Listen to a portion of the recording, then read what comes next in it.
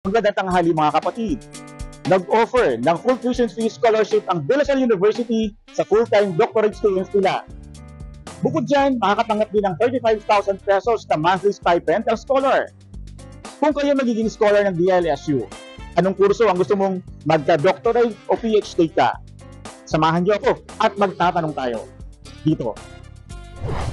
Para sa akin is engineering or mechanical engineering. Siyempre una, tumaas yung sweldo, saka yung mabigyan din ako ng opportunity doon para makapag-ano doon. Ano po, Doctor of Education po. Kasi Okay. po, gusto ko po maging principal and hindi lang naman po ako yung may gusto para na rin din po sa iba po. Mas maganda po yung special education para po ma-focus natin yung mga kababayan natin na meron na teachers na nagtuturo ng mga deaf, ng mga bulag, ng mga pipe para po ma-integrate sila at maging kasama sila sa ating community. IT po. Bakit IT. Kasi parang po ngayon more on technology na eh. Nagpapunatan po tayo sa AI. Maging teacher. Bakit yun?